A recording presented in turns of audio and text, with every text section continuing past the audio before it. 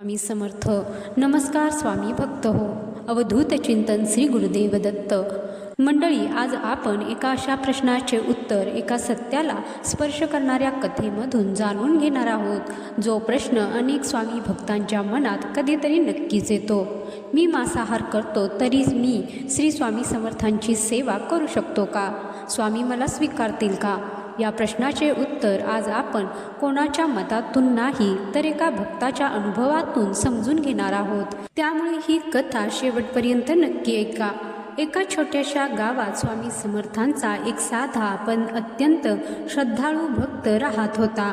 त्याच्याकडे फार पैसा नव्हता, मोठे पण नव्हते, पण स्वामींवर अपार प्रेम होते. तो रोज सकाळी उठून अंघोळ करून स्वामींची पूजा करत असे, नामस्मरण करत असे आणि वेळ मिळाला की मंदिरात जाऊन सेवा करत असे. मंदिर स्वच्छ ठेवणे, आलेल्या भक्तांना पाणी देणे, गरजूंना मदत करणे हेच त्याचे समाधान होते.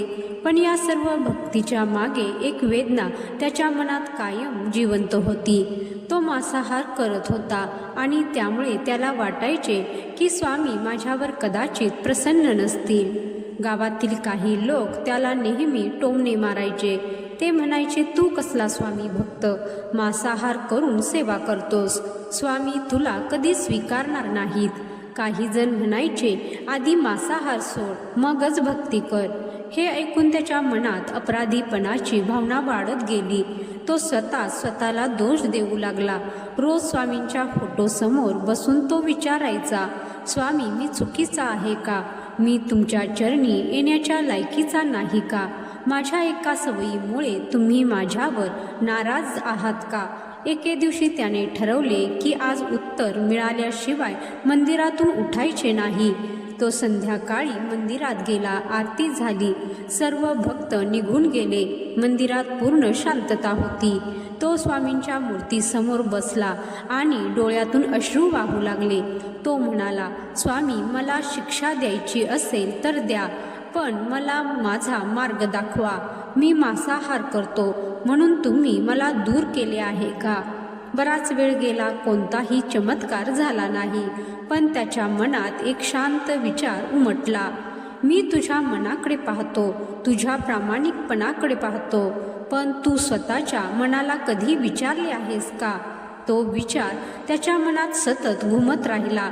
दुसऱ्या दिवसापासून त्याने स्वतःला दोष देणे बंद केले, पण त्याने स्वतःला मोकळेही सोडले नाही.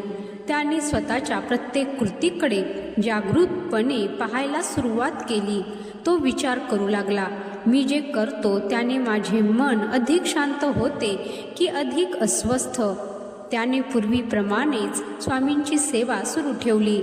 रोज नामस्मरण केले, मंदिरात जाऊन सेवा केली, गरिबांना अन्न दिले, वृद्धांची मदत केली. पण आता तो प्रत्येक दिवस स्वतःला समजून घेण्याचा प्रयत्न करू लागला. काही दिवसांनी त्याला एक विलक्षण स्वप्न पडले. तो एका मोठ्या रस्त्यावर चालत होता. त्या रस्त्यावर सर्व प्रकारचे लोक होते. श्रीमंत, गरीब, साधू, व्यापारी, शेतकरी, पापी, पुण्यवान, मांसाहार करणारे, शाकाहारी, सर्वजण एकाच दिशेने चालत होते. त्या सर्वांच्या पुढे श्री स्वामी समर्थ चालत होते. स्वामी कोणालाही दूर करत नव्हते, कोणावर रागवत नव्हते, सर्वांकडे प्रेमाने पाहत होते. तो धावत स्वामींच्या जवळ गेला आणि रडत म्हणाला, स्वामी मी तुमच्या जवळ राहू शकतो का? स्वामी शांतपणे हसले आणि म्हणाले, जवळ येण्यासाठी मन शुद्ध असावे लागते, अहंकार दूर असावा लागतो, सवयी बदलायला वेळ लागतो, पण मन बदलले की सवयी स्वतः बदलतात. अचानक त्याची झोप उडाली. त्याच्या डोळ्यात पाणी होते, पण मनात भीती नव्हती. त्या दिवसानंतर त्याने स्वतःला एक वचन दिले, मी कोणाच्या भीतीने नाही, पण स्वामींच्या प्रेमामुळे स्वतःला बदलण्याचा प्रयत्न करेन. त्याने मांसाहार ताबडतोब सोडला नाही, पण प्रत्येक वेळी त्याच्या मनात विचार यायचा, हे खरंच मला आवश्यक आहे का? त्याच्या मनात करुणा वाढू लागली, राग कमी होऊ लागला, स्वार्थ कमी होऊ लागला.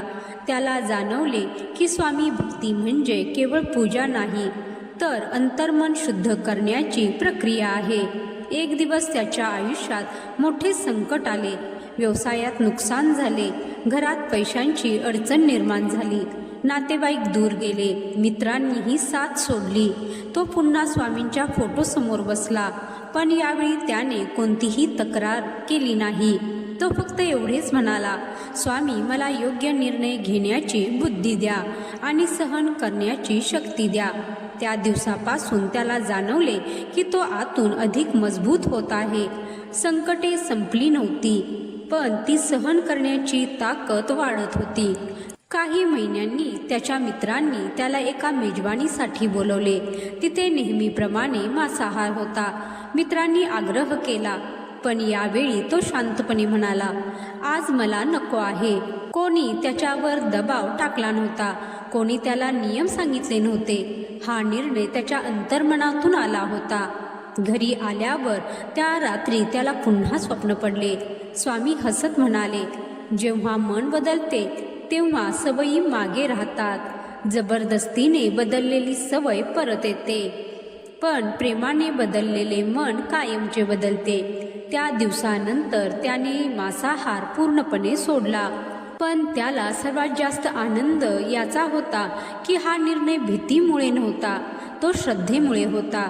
त्याला समजले की स्वामींनी कधीच त्याला नाकारले नव्हते. त्यांनी त्याच्यावर प्रेम केले, त्याला वेळ दिला आणि योग्य मार्ग स्वतः शोधण्याची बुद्धी दिली. तर मंडळी, या कथेचा अर्थ असा नाही की आपण दुसऱ्यांचा न्याय करावा किंवा कोणाला कमी समजावे.